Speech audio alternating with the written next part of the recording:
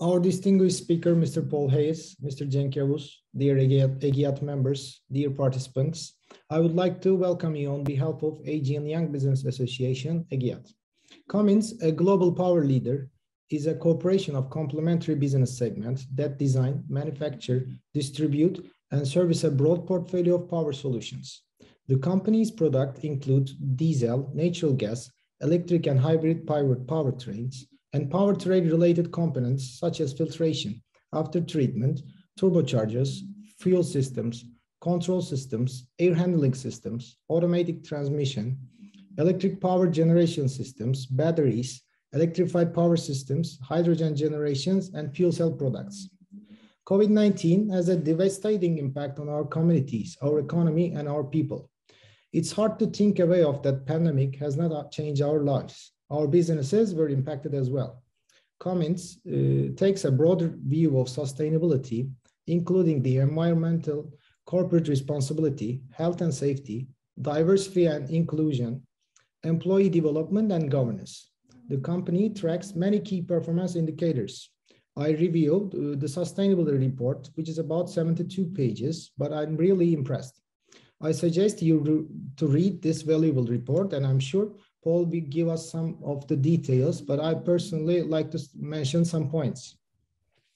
Cummins' approach sustainability aligns with its mission to make people's lives better by powering a more prosperous world. Cummins supports UN Sustainable Development Goals to end poverty, protect planet, and ensure prosperity for all. As a signer of UN Global Compact in 2017, the company wants to do it take to make the world a better place to live. Cummins believes its management touches 17 goals with a specific focus on 10th, where it has biggest impact. As EGİAD, we have also been one of the signers of UN Global Compact, and we encourage our members and their companies to be signers as well. Cummins is committed to reducing its carbon footprint and doing more useless the world's natural resources. The company is also committing to acting with transparency. In 2019, as a part of Cummins' 100th anniversary, Chairman and CEO Tom Lineberger launches Planet 2050, the company's environmental sustainability strategy that sets 8 measurable goals for 2030, along with the visionary longer-term aspirations time to 2050. The 3 focus areas for the strategies are reducing greenhouse gas and air emission in line with the experts' recommendations, using natural resources in the most sustainable way possible, helping communities address their major environmental challenges. I would like to hear about the details of the Planet 2050, and I'm sure it will be benchmark point for all over the world. As a last point, I would like to mention the term Green Swan, which was invented in January 2010 and 2020 in the context of a report by Bank of International Settlements, an international financial institution with the aim of fostering cooperation and global financial stability. The term takes inspiration from the expression Black Swan, which was first emerged in 2001 and refers to an unpredictable event which has severe consequences, especially for an economic perspective. A green swan event is a climate event that is unexpected and rare with far-reaching impacts. Green swan are crucially different because the climate change has predictable and proven impacts. This means that unlike black swan, we have some level of opportunity to prevent them. I wish you a great event. Thank you. Yes, Paul, you can also share the screen for your PowerPoint presentation. Many thanks, everybody. Appreciate you allowing us to talk today. Appreciate you reaching out to Cummins and wanting to actually listen to our story. I'll share my screen now, and please let me know when it comes through.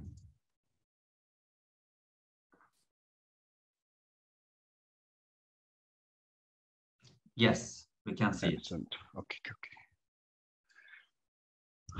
So Cummins has been around for 102 years now. We are everywhere. We're in about 190 territories and countries.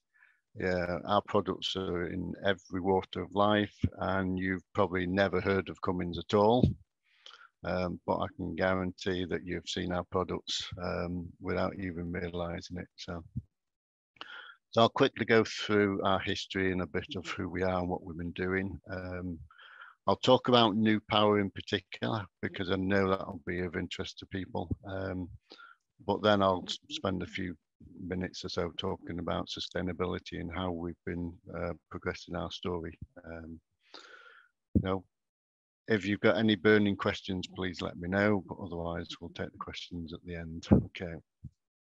So I'm the Environmental Sustainability Director for this region. So I look after Europe, Africa, Middle East and Russia.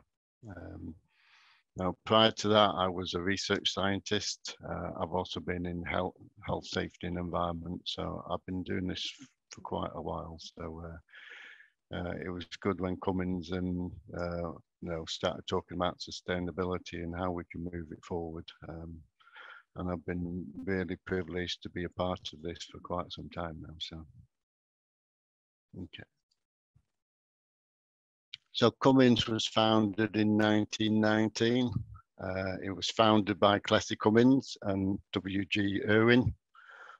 So their philosophy at the time was basically taking the diesel engine that they knew. They got one of the first patents available so that they could actually utilize the technology. But they grew the business based on really integrating into the community and giving back to the community. So these two founders were actually talking about sustainability well before sustainability even became a word that we all recognize today. Now, later on in life, in the 30s, J. Irwin Miller came along. Now he's William W.G. Irwin's grandson. So he joined the company, you know, just before the war, and just after the war he carried on. And he really laid down the foundation of what we're doing today. It was his foundation, his story, his belief that we should help each other. It is his belief and understanding that allows me to be here today. Now, we do a lot of corporate responsibility work. We work with our community partners all over the world, and it was, you know, his model that we are still following. You know, he integrated our values into the business, and we'll talk about that shortly. And he's also the one that started talking about people versus profit. And sustainability, a lot of sustainability work is making sure that we don't forget the people when we're talking profit in business. Now, we're not saying profit is wrong. We are here as a business. We are here to make money because we know otherwise the business is going to grow and prosper. But without the people or forgetting the people, then we've got the balance wrong. And again, it comes back to him, and that's, you know, and our way forward. So, of course, lately, we've been awarded the Terracotta Award. So this is the latest award that came out from Prince Charles this year.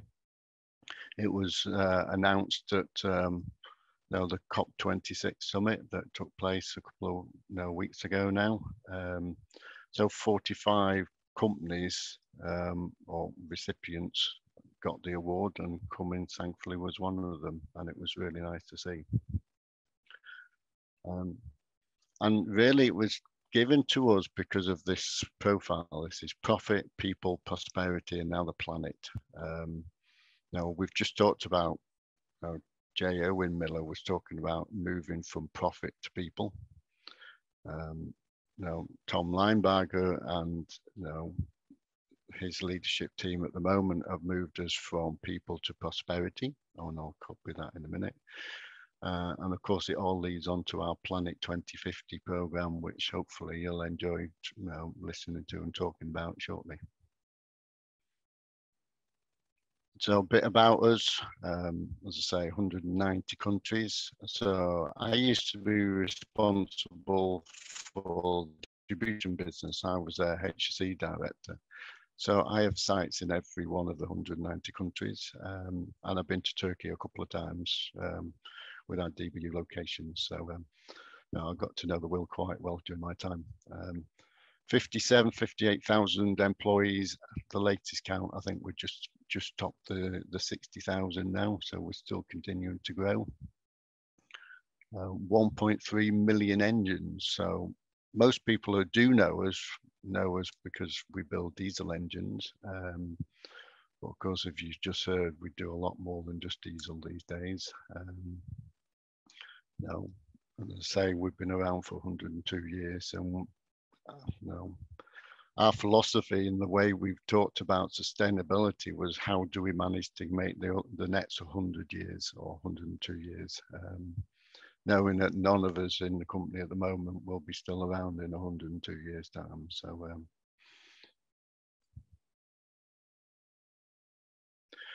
So these are the main businesses that make up Cummins. And I say we do have a global distribution with global network everywhere. So engines, components, power systems, they're the big three traditional manufacturing entities. So the power systems are making the generators, which you will see everywhere. Within them, they're using the engines. And of course, the engines that they're built are also using the components. We service all that traditional industry with our traditional distribution centres, of which you've got one in Turkey itself. But these days we're moving on to new power, and we have to talk about new power because it is one of the steps that we'll talk about in sustainability. We are a traditional diesel engine manufacturer, and telling your CEO that diesel is going to run out, we don't know when, but we are going to diesel. Therefore, what we're going to do when we have no diesel, and therefore no need for diesel engines. It was an interesting conversation to have. And that conversation we had was back in 2012. And it took us from 2012 to 2019 to develop the program that we're going to be showing today, the Power Planet 2050 program. So it wasn't rushed. It took us a long time. One of the things we realized is that diversity is needed. And that's when we started thinking about what is power, who uses power, how do you use the power? And that's really when we started talking about new power, the batteries and the hydrogen and so on. So, it was interesting. We were talking sustainability, and not just in sustainability of the planet, but also in sustainability of our company as a whole. So you may not know Cummins, but you have certainly seen some of our global partners. So hopefully you'll recognize quite a few of these. There's many more. We couldn't get them all on the one slide, but it just gives you a flavor of the people that we do work with on a day in, day out basis.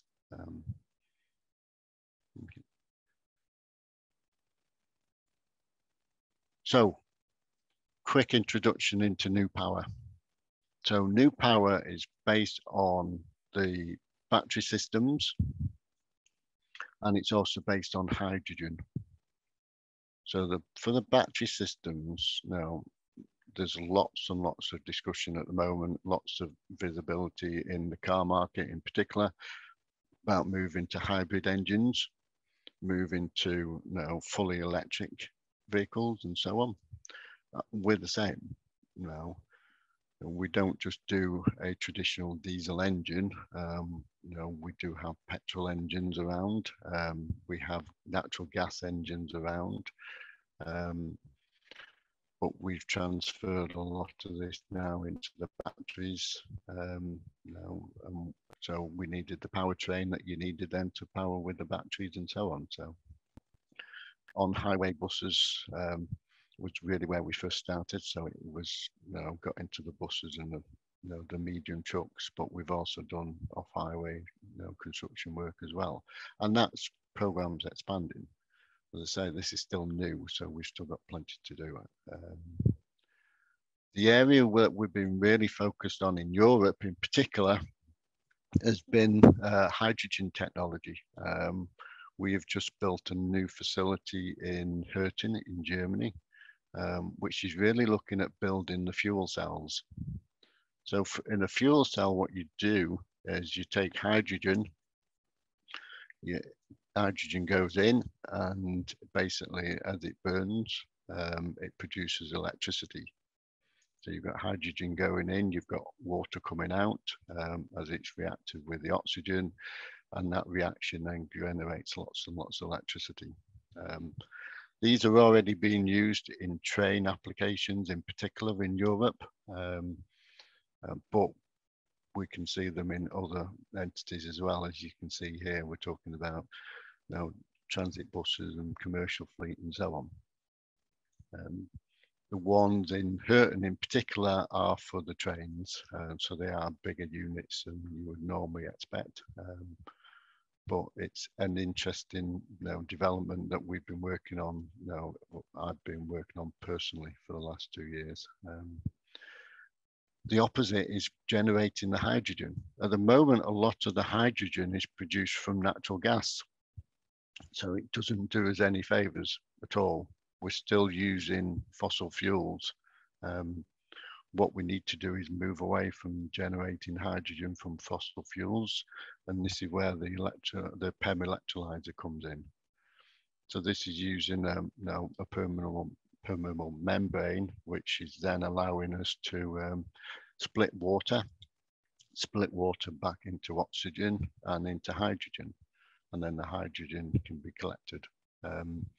If it's connected to a power supply, which is produced by renewables, then of course it's green.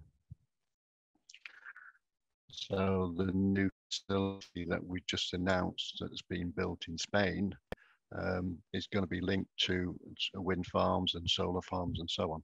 Some are going to be on site, some are going to be off site, but it means that as we build these units, it's going to be green, and as we plug them in and start using them, provided that you've connected them to the renewable source, then again it's going to be green.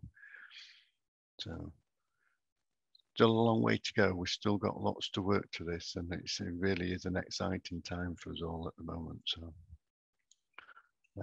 So these are the units actually in use. So these are already on the road, on the field, everywhere. So as you can see, so we've got various entities. So you can see the buses been doing really well, and the batteries, the fuel cells. You can see again the Scania truck. The train, the Olsen trains, which is the ones predominantly being used in in Europe. So and then you can see the hydrolyzers actually in use as they actually generate hydrogen. So these are the hydrolyzer 1000 units. We're already up to the hydrolyzer 5000. So now, as you would think, 5 times bigger. So, but it then allows us to have fueling stations or hydrogen fueling stations, as you would a normal fueling station for petrol or for diesel. And that's one of the benefits of using hydrogen, is that it can literally just fill your car up as you would normally traditionally do. So, okay, I'm just going to stop there for a sec, and then we'll move on to the true sustainability piece. Okay, so hello.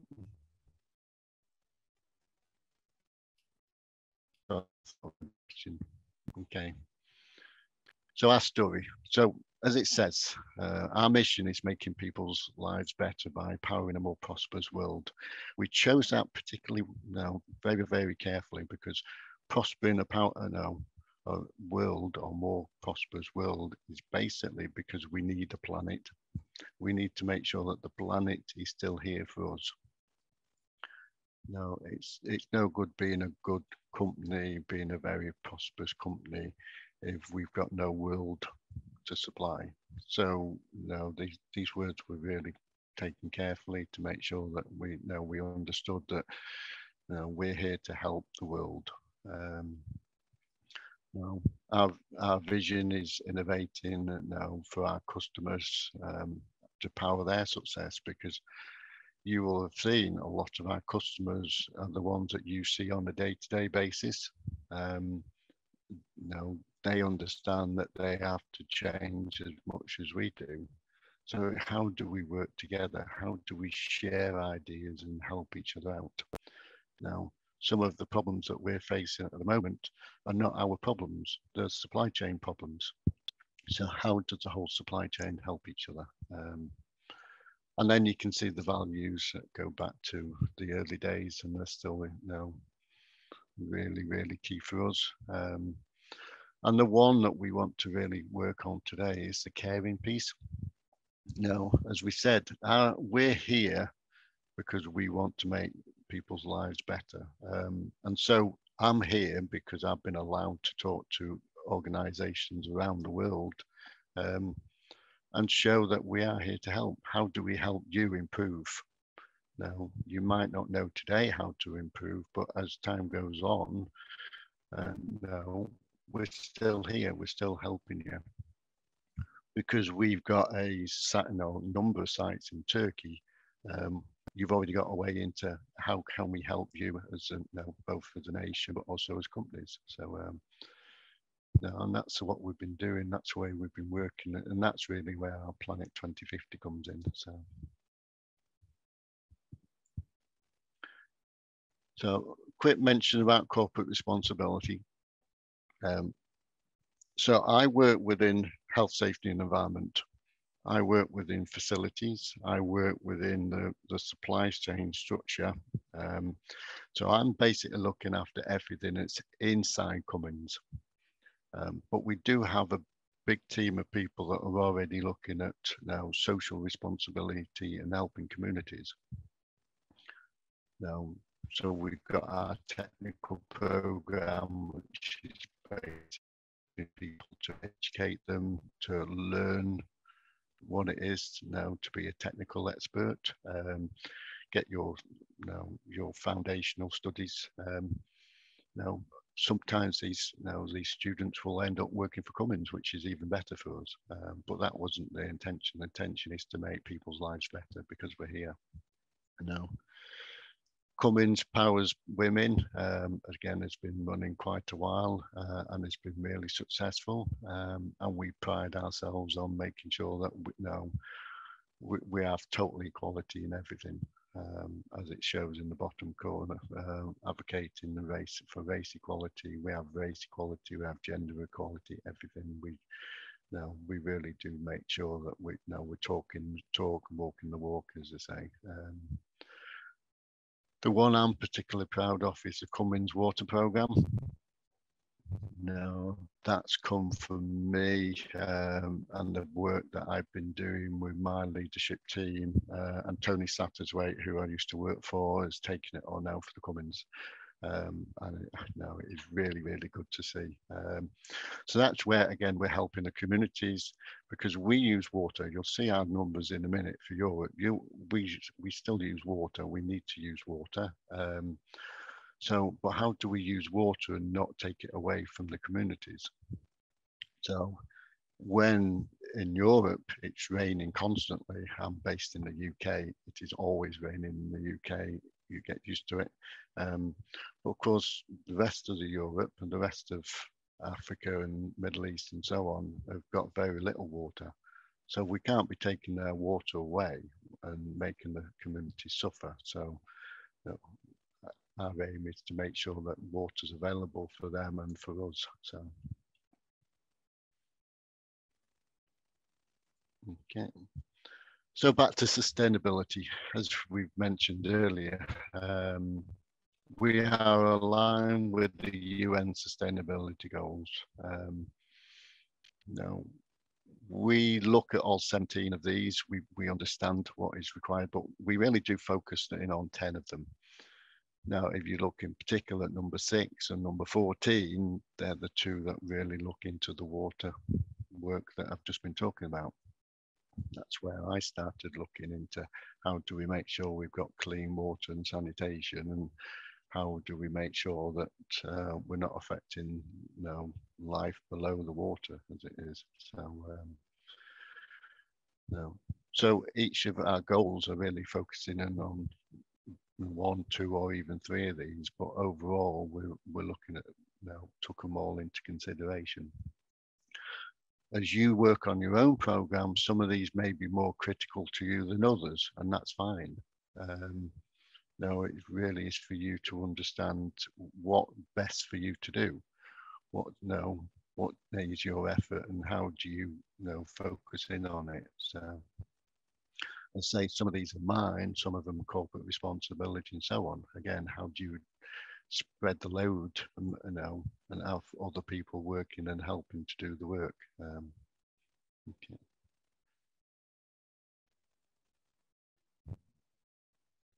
So Cummins took a long time to do the work. No, Cummins has been doing it a long time.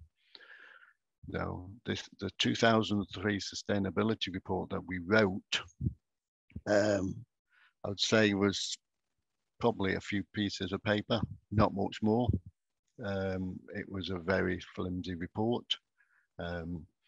We put it together, and I know the lady that wrote it really, really well. She's the same lady that writes the one currently today. So we've progressed a long way in that time. And that's okay. We're not expecting everything straight away. All we're asking people to do is really think about what's good for you. How do you develop? How do you move forward? Now, we took on ISO 14001, which is now the environmental management system. It really came into its current form in 2004. Now, and we were already getting certified shortly afterwards. That talks about continual improvement, and our journey is a continual improvement. How do we take the next step? What's next for us? And that really then led us to what is Planet 2050. And Planet 2050 was launched in 2019. So you can see we've had, again, a few years of working on this to make sure that we developed it and really understand what's critical for us to go forward.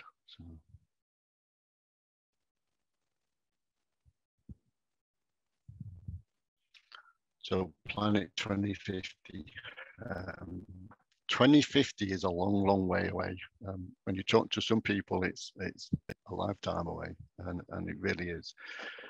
We used to work on 4-year plans, 5-year plans, 1-year plans. It's too short of a period. If you start thinking about what can you do in the next 5 years, now for some of you, you'll probably have a wonderful idea as to what you want to do in 5 years' time. Some of you will just about be getting started in 5 years' time.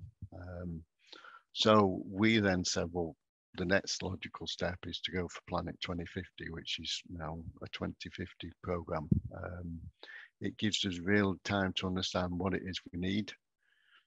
Now, what does the planet need? But we couldn't then leave it to 20, to actually start doing anything. So there is a program behind it, which we'll chat about. So these are the big aspirational areas that we want to go for. Communities are better because we are there. Hopefully you're enjoying the program today and that you actually learn something and it helps you improve. I see our work falls into that as well. Now we want to make sure that we don't adversely impact the communities in which we live and work now, because yes, we've got an office there, yes, we've got a factory there, but we also live there as well. But no, we're not totally remote. So climate change and air emissions. So we're at 2011 when I really started working on this. My area of expertise was climate change. So I was looking and I was brought in to really help. How do we improve our climate change, our carbon footprint, and so on. So we then started thinking, well, no, this is still critical for us. It's not gone away. It's still one of the big topics of conversation. So how do we drive to carbon neutrality, or even better, how do we go for near, zero pollution of Cummins operations, facilities, products, and so on. And then the last one, natural resources. We take iron or iron ore out of the ground. We make it into iron blocks. We then make that into engines and products. So everything we do has an impact on the environment. So we don't want to waste it. We don't want to generate a lot of iron, gone to all that trouble and then throw it away. I mean, it's just defeats the object. So, but we naturally designed in waste as we've developed. We've got engines that were designed and built in the 1950s still working. So how do we learn from all that work and all that history and then design it out? How do we make sure that the products can be used again and again and again, and that we're not using materials that really can't be used and can only be used once? Of course, that's where our water use as well comes into it. So, okay, so the big aspirational goals, really long focused, looking at really where do we need to go to, what do we want as a company, because then that's allowed us then to come back a step and then start thinking about what it is the next goals that we need to go for, and in our case 2030, to allow us to really then focus on, so to get to 2050, what do we have to have in place by 2030? And this is where these 8 goals come in. So the UN directive basically said we need to really start thinking about science-based targets, really understand how to reduce our carbon footprint. How do we help our customers? So making sure that our new products are better, our customers that we've currently got are better, but also thinking about the VOCs that we got, so volatile organic compounds. We paint engines, we coat engines, and so on. So how do we do that more efficiently? And then on the circular economy side, basically looking at making sure that every component we have can be used again or reused or used better. It's no longer good enough to have a throwaway society. We have to make the most of what we've got. How do we generate less waste during the production process? In particular, then, how do we really look at the plastics that we're generating and using? How do we eliminate single-use plastics and so on? And then finally, our water goal. So to put those 8 into perspective, I've got these charts for you. So these are every single facility and operational. So every building that we have in Europe. So that includes Turkey as well. So you're in there as well. So what we're looking at is we set a baseline, and our current baseline is 2018 total. We then set a 2030 target, whether it's a 25%, 50% or 30%, we've set a target. And then we can see where we are, so how well we're doing. Now you can see on the water use, we've got currently a 16% saving. On our waste, we've got an 18% saving. Carbon footprint, we've only got now 7.7% saving. Still got lots to do. But we need the numbers. We really need to know, if you want to show people that you've improved, you really need to know what you've started with. So what's your baseline? What's your intention? And Tom Lineberger always says, if you measure it, you've got the numbers, then you can follow it. So give us the numbers, give us what you want to achieve, and then we can track it. So, and that's what we've been doing. So, okay. So the practicalities of how to do this won't be set.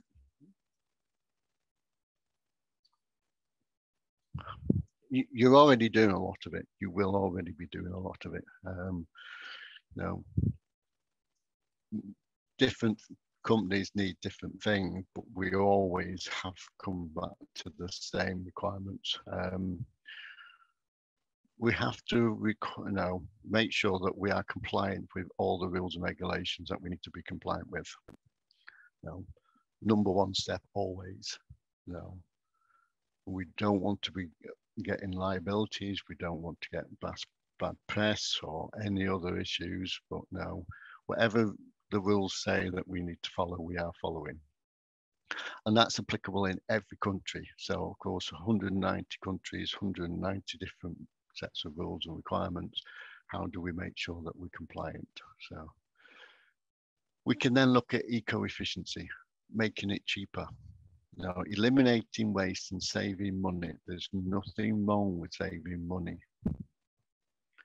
The first job I did when I was working for Cummins was basically, if I save you money, can I use that to make, to save more money? Can I make more improvements with the money? And that's how we went. There's nothing wrong with making sure that you are running as efficiently as possible, but also saving money at the same time. Green marketing. The green marketing is not greenwashing. It's not telling the world that you're doing it green and that you're better than everyone because you're environmentally sustainable. The green marketing is realizing that diesel's running out. How do we change our operations? How do we really look at what's best for the business? Making sure that we are following the green lines. So now it's working with our customers who are in the forestry industry. How do they improve their practices? That's green marketing. And then ultimately we then get to sustainability and restorative, which is basically putting back and being better than it was. So I just want to pick up shortly on this eco-efficiency, and I've got a couple of examples. So as a rule of thumb, and this is in particular for energy, we want the net present value. So when you're working out your calculations of how much it's going to cost and how much you need to save, it's straightforward. There's some rules required about it, and the financial people know these already. But basically, you're saying, is the money better being spent now or being saved? So your net present value basically means that if it's positive, it's a good investment for you to do. It's best for your money. Internal rate of return for us is 11%. So what we're saying is that if we are going to save money, we really need to save it now with the internal rate of about 11%. And then payback. So that's really the straight, simple payback. How many years does it take you to pay it back? So in this case, less than 5 years. These are rough rules of thumb, but it shows that you can do projects which are financially viable. So most obvious one, LED lighting. So when I first started talking about sustainability, LED lighting didn't even exist, not in the form that we know about it, not in the availability that we do now. These days, every single facility we have in the world is being upgraded or being built with LED lighting. So in this particular case, we spent $26,000. So Cummins works in dollars because Cummins is an American company, so you'll always see us talking dollars. Net present value, $1,877, positive, which is good.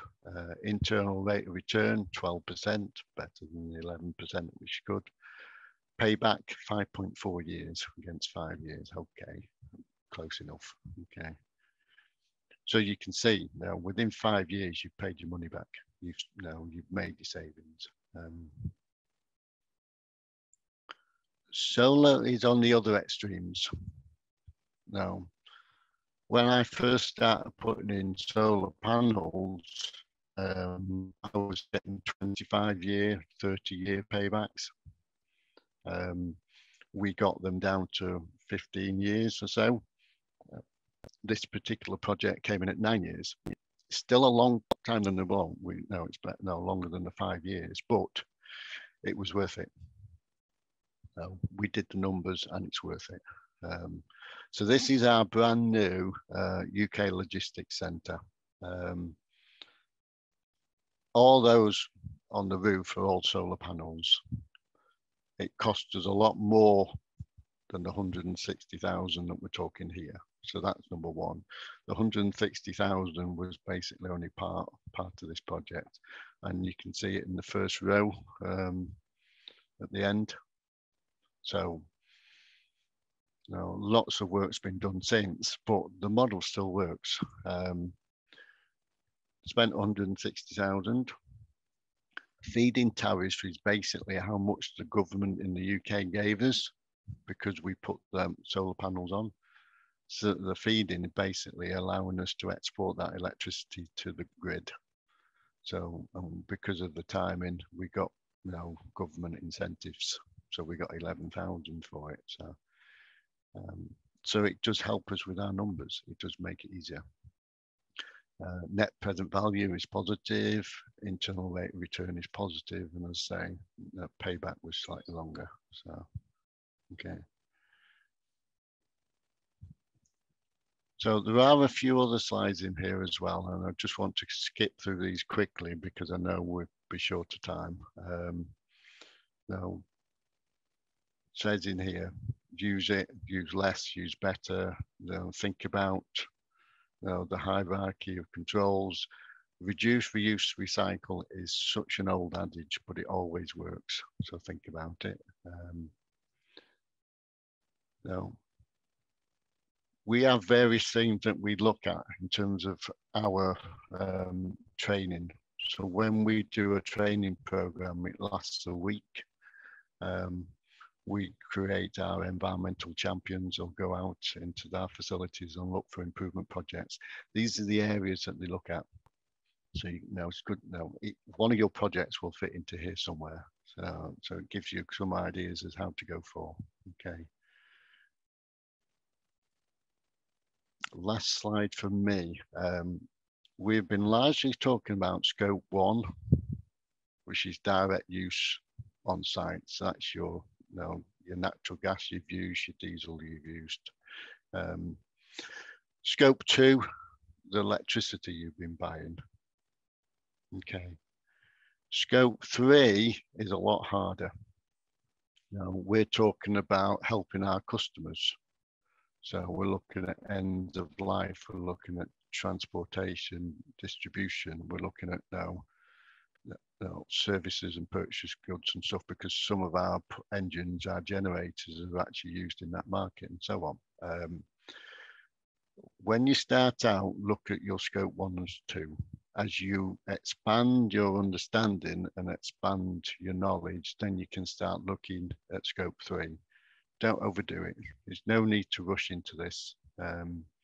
You have to really make sure that you've not overloaded yourself on day 1. So start with scope 1 and scope 2. You've got direct control over them. You can do a real good job on it. Then expand as we have done into scope 3. Okay. Hopefully you found that useful. I will stop sharing now and we can Yeah, Paul, thank you very much. It was very detailed, very inspiring. Thank you very much, Paul. Thank you. Thank you. That was an inspiring presentation. One thing I would like to ask is, before getting the Q&As, what about your existing product? I know there are thousands, millions of units, products all over the world. For sustainability vision, are you planning to substitute them with the environmental products, or doing a sustainability approach after sales services? Or do you have any other plans about the existing products? So I know since you sold them, they are no longer your products, but still your brand. So maybe there should be a plan. Yes, yeah, and there is. So each market's different, and each market has got a particular need for power. And in some cases we can swap the need out easily, and some we can't. For our existing customers, we've already set a 2030 goal to reduce their emissions for them, to help them improve. If you think about a car that you bought in 2010 versus a car that has been sold in 2020, I mean, it's so much more efficient. And it's the same for our products. We've improved efficiency. So we can go back to your old 2010 model and say, how can we improve it? Can we change it altogether? So can we go for natural gas, which is more efficient, or go for hydrogen ultimately? Or do we then start talking to you and helping you swap it all together? So each individual is different, unfortunately. So we've got the program in place, we have the thought processes in place. What we do is work with each of our customers and say, right, what do you need and how can we help you do it? So. Thank you. I think one of our board members like to be on the screen to ask her questions. Yağmur Yarol. Yeah, Eser, can we take Yağmur to the screen? Of course. Yes. Well, hello, can you see me? Hi there, nice to see you. Hi, Paul. Hi. Thank you for this great presentation. You mentioned in your presentation that Cummins empowers women, and therefore my question is about the wage gap, actually. And I saw this in your report too. And when I looked at this issue a little bit, I saw that the wage gap differs in everywhere. It's like 12% in California, 24% in Indiana. So it differs. And I also saw that there are pay transparency laws all over the like certain countries. And however, despite these laws, the wage gap still continues today. So my question is, what effective measures can be taken to prevent the wage gap? I would like to hear your ideas. Thank you. Right. So if you look at role by role, we are all on the same amount of money. So there's so my female colleague and I get the same wage. So there's no difference from us at all. The issue we've got is getting women into our organization, because a large portion of our organization are engineers. And so our tech program was basically to help women get into the engineering function, so then we could bring them into Cummins. So if you look at our leadership team now versus 5 years ago, it's almost 50-50 male and female. Whereas when I first started the company, I think there was only 1 or 2 females on there. So again, how do we align it? So we need the ladies in the organization first to help, but then we've got this program that allows you then to develop, and we pick the role, we pick who goes for that role based on your merit and not on if you're male or female and so on. So but it's an ongoing program. I don't run the program, so I've got no of the details as to what we do, but I can certainly send them over to you. I can ask the right people. But yeah, I mean, we agree with you. We want to be as transparent as possible. We publish the numbers so that we can learn and help each other develop. So hope that helped you. So. Hopefully, thank you. Thank you. Thank you. Thank you very much. And it was an excellent question, by the way, Yağmur. Thank you for that valuable question. We have another question from another very powerful woman, actually. Miss Neşe Gök. She is one of the member of our advisory board and the president of the İnci Holding. İnci Holding is one of the biggest companies in our region, in the Aegean region, as well as in Turkey. So her question is, what are the biggest challenges on your sustainability journey? And she also added, what would you do differently if you could return to 2012? She had 2 questions. Right. Well, that second one's easier. We wouldn't do anything differently. We've learned as we've gone. What we're doing differently is really making sure that you don't have to go through the same pain that we went through. No, we spent 5 years not really understanding what we're going to do and how we're going to do it. We've spoke to a lot of people and really understand what we needed to do. Those 5 years of learning, we can now share with you as part of Planet 2050. So that's the easy bit now. The challenging piece for us is still our legacy products. It's still the work that we've got out there. Now, if you've still got engines that have been running from the 1950s, and we're taking them in and refurbishing them, but they're still products from the 1950s. We've got to still service that equipment, still make sure that it's running efficient as possible, but also drive the customer and everything to start thinking what's next. So the products that we are making today really are still going to be up and running without any issues in the 2050. So how do we make sure that our products today are producing as efficiently as possible, knowing that we really don't need them by 2050, but we will have them. So again, interesting conversations that we're having with our customers, our suppliers, and everyone. So it's an engineering challenge that we're really, we're reveling on at the moment to try and work out. So. Yeah, thank you. And I would like to direct another question from the same group, from İnci Holding. That time, Ms. Filiz İneler, she is also Secretary General of the board. And I guess she is responsible for the sustainability projects of the company. Also, so her question is... She is also one of our members to sustainability work group, I'd like to mention. Oh, yeah. So her question is, you have 2 manufacturers and the teams. How is your sustainability governance model? And do you use any program for the data collection?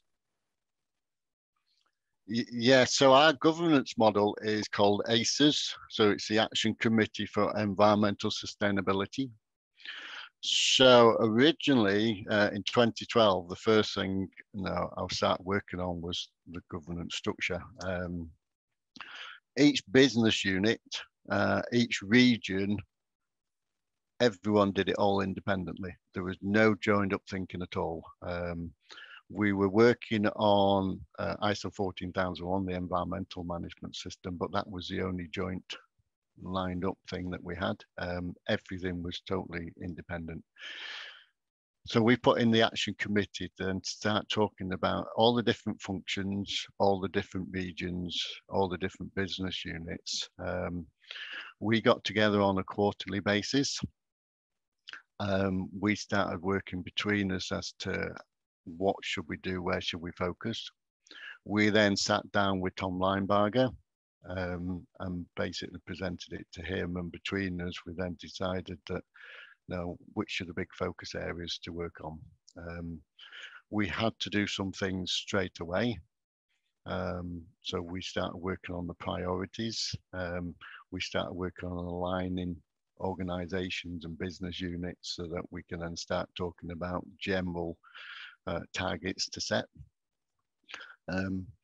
We then got onto the measurement and the storage of the data. So we use the Enablon system.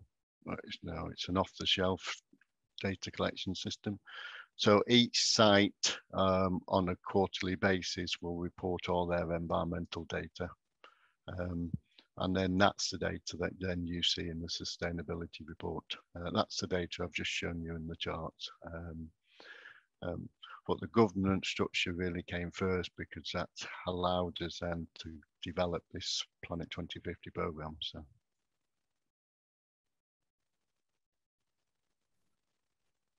Yes, thank you very much for that answer.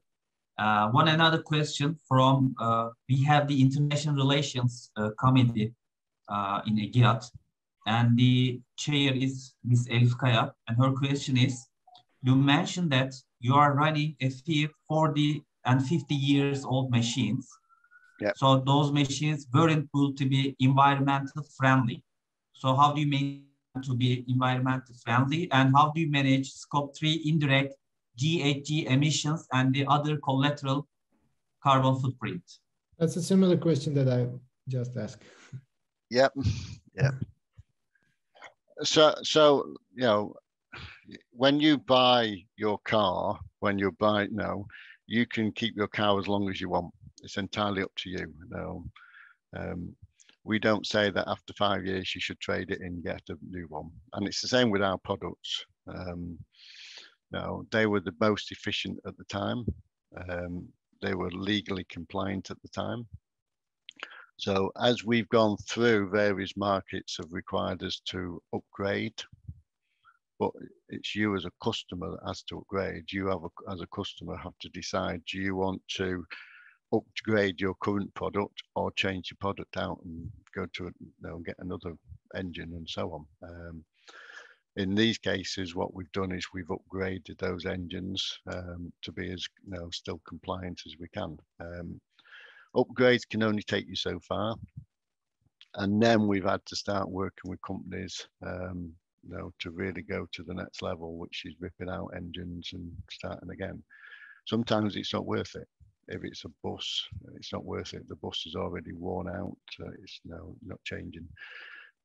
Tractors are a different thing. Some people like the tractors, and we've had to do the work.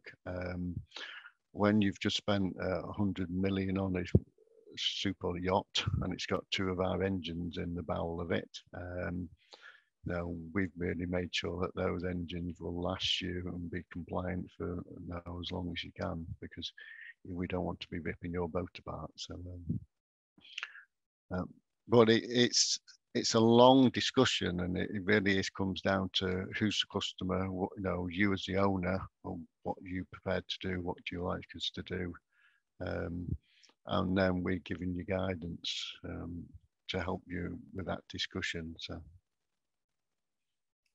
did I get everything? I think so. Thank you very much. Also, our Vice President Cem Demirci would like to also ask you questions on the screen. Eser, can you put Cem on the screen, please? Of course. You met Cem before, I think. Yep. Mr. Yep.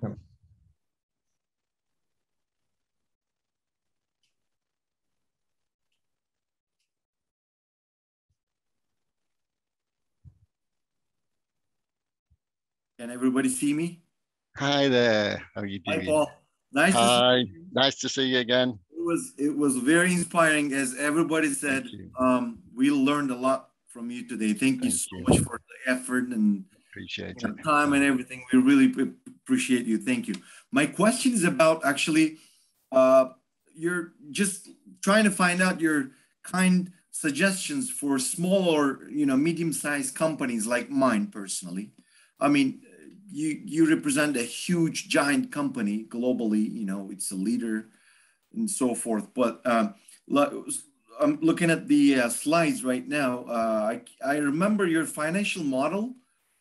You've set 3 characteristics, basically constraints, and net present value must be positive. Internal rate of return must be greater than 11%. Payback is less than 5%. But when we look at the solar panel, example, the improvement you have done in your company, payback is 9.3 years. I mean, this is kind of hard to swallow for small, companies. What would you suggest for companies like me? Like, what can we do? Like, what would you like to suggest? Right. I mean, if you consider the economy in Turkey, it's not doing that great, Yep. The currency exchange and everything. I mean, that investment is probably taken up to like 12, 13 years to return. So is there any suggestions we can hear from you? Thank you. Yes. So on slide 21, I was talking about the environmental themes, and I did add one in, to be honest, at the end. Power management, turning things off when you don't need it. So when I first did a project at the Darlington engine plant here in the UK in 2008, we ran 24 hours a day, 7 days a week, up to August. And then the big crash came in 2008. It took me 3 months to turn everything off. it took us 3 months to find all the off switches to try and work. So every single day, every single night, even though we weren't working, everything was still running. So power management is really easy for you to do. If you don't need it on, turn it off. We tell people what they can turn off. So we have red stickers, yellow stickers, green stickers, and so on. Red stickers is don't turn them off. That's the only one you need. The rest you should be able to turn off. It's surprising how much you will save at weekends and holidays by everyone turning their own little bits off. Lighting projects, straightforward. Loads of people know you can do them. As I say, LED now is so cheap, it's easy to do.